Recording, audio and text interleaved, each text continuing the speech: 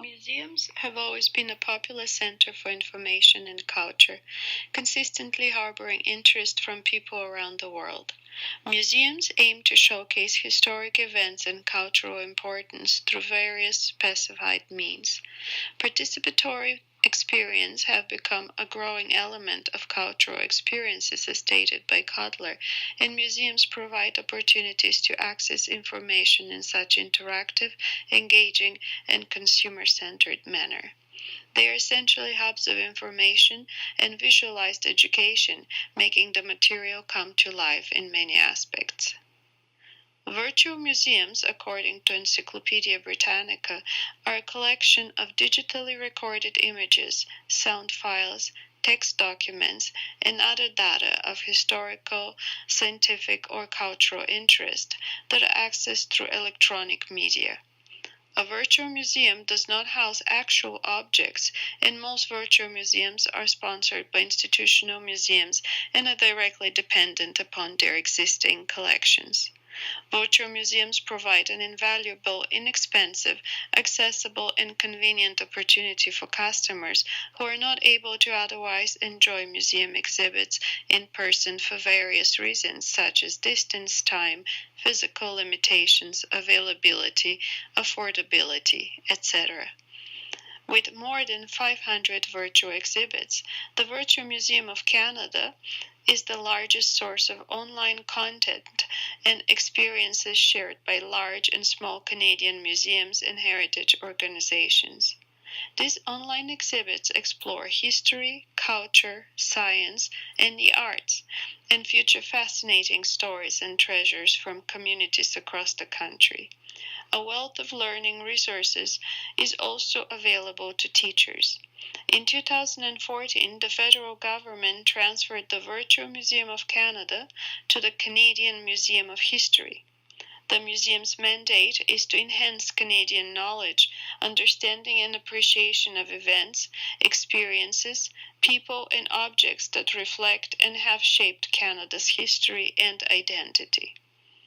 The addition to this program helps the museum in its mission to raise the profile of Canadian history and culture on the national and international stage. Through its investment programs, Virtual Museum Canada helps museums and heritage organizations share their stories and collections online through the Virtual Exhibits program that is intended for large, multi-year projects, and the Community Memories program, which is intended for smaller, local history projects. Under these two investment programs, eligible applicants are invited to submit proposals to produce digital content. The Virtual Museum of Canada was established in 2001 and was transferred to the Canadian Museum of History in 2014, where it is overseen by the Canadian Heritage Information Network. The Virtual Museum acts as an aggregator of Canadiana, allowing various institutions to provide content, including close to 1,600 museums, other government agencies, educational institutions, and the private sector. This can lead to a discontinuity in the look and feel of the various exhibits, each of which is designed and created by sometimes vastly different organizations, each with a different artistic sensibility and varying levels of technical expertise. Most exhibits are hosted by the VMC, although some links in the VMC will actually take you to sites hosted on other servers, which can lead to difficulties returning to the VMC as the hosting site may have no links which can be used to return, forcing the user to repeatedly use the back button in their browser.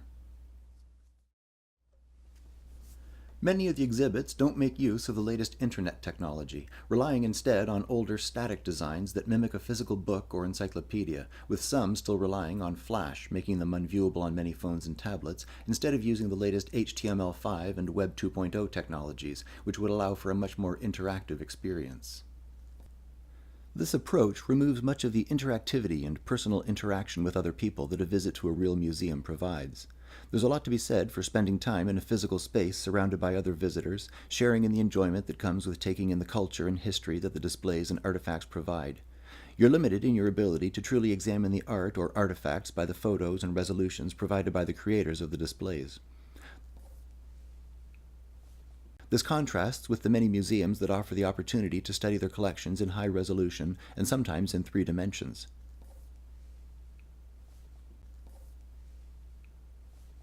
A good example is the online availability of high-resolution images of the collection at the Metropolitan Museum of Art, available on their website. An extra level of interactivity could be provided by a virtual presence via an avatar, as is currently offered by online communities like Second Life, where users can create their own spaces. Already used by several schools, it allows visitors to explore a virtual environment and interact with the content. Stanford University has created a virtual library that allows visitors to explore the exhibits to find the content they're looking for, with content linked to their library website. They can even join fellow students, who could be anywhere in the world, in the tea room for a face-to-face meeting. Museums can be created that offer not just exhibits, but educational lectures, and even an online gift shop. Upcoming virtual reality hardware and software will allow a whole new dimension of interactivity. While limited in their ability today, true virtual reality setups will allow visitors to not only see the artifacts in 3 dimensions, but to interact with them, picking them up and turning them around, to view them with a clarity that would be difficult to achieve even in a real museum while viewing the artifact in a display cabinet and behind glass. With simpler hardware needs, video streaming could allow visitors to explore a virtual museum using technology along the lines of Skype or FaceTime, seeing not just the exhibits, but other visitors as well, allowing them to share the experience together, discussing what they're viewing and sharing ideas and opinions in real time. So why don't we have a look at some of the examples of things that we've been talking about up to this point to make it more immersive and culturally diverse. So this is something that I personally worked on using VR technology these days. As you can see, it's just the person's doing more interactions with things. As the person moves, the vehicle in this video in turn reacts to what they're doing in their movements. For a bit more of an in-depth example, we take reference of many YouTubers that have played this game, but specifically I took footage from Mr. Jacksepticeye. He's playing this game, but while this is a game, the premise of reaching for things, he's physically reaching for them, grabbing them with using the controller.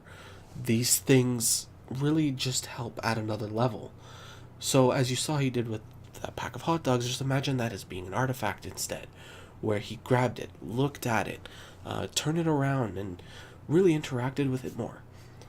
While I have to admit that VR technology is a little bit out of range for most people due to just the natural expense of something like this, it's not out of possibilities.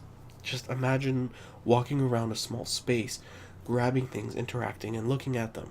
It would add a whole nother level compared to what we're at right now. However, why don't we have a look at something that's a bit more modern and doable today?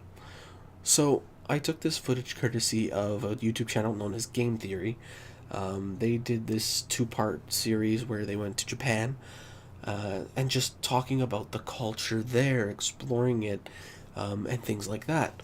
But what they did is when they went, they brought a 3D camera with them, and in order to let people explore while they were talking about whatever they wanted to talk about. So here's an example of something, what I was talking about, what they did. They are in front of the shrine and they're talking about the history and the lore behind the shrine. But as you can see, they used the technology to pop up little pictures of the things that they were looking at and that they're talking about. They're talking about the culture of these two, of the shrine and those 2 gods on each end. I've muted the audio in this example, but another cool thing that they did was just this, walking through a busy street, talking about the history and the culture and things going on around them. The person is free to look around while listening to what they're talking about. So if we're to just apply this in a museum concept, if someone had done this in, a local museum, people would be able to click on it and then watch and look around as someone was physically, having walked around at some point. But you can look around instead of just being still, which as it is now is just not as interactive, which can be boring and won't entice people to come learn about what they want to learn about. In this example, he went to a kendo place and was talking about the history of kendo and everything around it, But while he was talking, we got to look around and see what they were doing pertaining to what he was talking about instead of just looking at pictures, which made it more interactive and fun to learn. In this example, he dropped the fish, and instead we got to follow and look around with him as opposed to just sitting there. And in this little clip here, there's another example of just they're talking and then they're providing extra just information about what the two people there are sitting and talking about. Imagine putting this in the context of the museum, where you're looking at an item and then this text box kind of pops up, giving a more in-depth explanation about the item itself. It's definitely more interesting than clicking on a picture and then scrolling through, a big wall of text while looking at the picture. Overall, if we added some sort of technology similar to this stuff into that Virtual Museum of Canada, we can achieve two things. One is we can just make learning about the different cultures more interesting. The other thing is it's just going to be more interactive, so people will want to learn, will want to explore, as opposed to as it is now, which is just a little bit harder to digest all the information. In addition to interactions with other museum visitors, virtual tour guides would be a great asset to a virtual museum. Like in traditional museums, they would provide additional information to visitors interested in learning more. They could be present as avatars with which you could interact by clicking on them and selecting a question from a drop-down menu, similar to games such as Sims. In these drop-down interactions, visitors can select from preset questions to ask the tour guides. Another option could be to chat with an expert regarding more specific questions through a virtual museum office. An additional method of creating discussion and participation to create community is to include hashtags with exhibit descriptions. The use of hashtags and social media applications like Instagram provide ways to engage with the content of exhibitions in creative ways. By selecting a photo subject and presenting a hashtag along with its description, visitors reframe and represent the content in new ways. This is an example of an asynchronous model of participation and networking to facilitate discussion. Visitors use social media to engage with exhibitions in rich and varied ways. These practices connect the experiences of museum visitors to a much broader online public. By building on these emerging practices, museums have the chance to enrich visitors' experiences and to extend their reach beyond museum walls.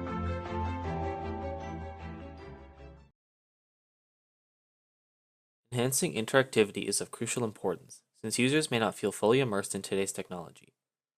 Web 2.0 emergence has involved significant changes in relationships between organizations and the public, moving towards a mutual interaction through the use of dialogic communication. Dialogic theory argues that organizations should be willing to interact with publics in honest and ethical ways in order to create effective organization-public communication channels. Websites are being evaluated on their available tools and resources to promote interaction. Right now, there exist two different approaches to this change: those sites that focus on the production of information and those that are more oriented to public interaction. It is still indicated that websites are still in a migration period from models of unidirectional communication to a more dialogic one. Web 2.0 tools have allowed museums such as the VMC to allow active participation in the forms of debate, discussion, and the exchange of information. Interactivity on the internet and social media are transitioning from simple forms of communication and enriching the process through active interaction.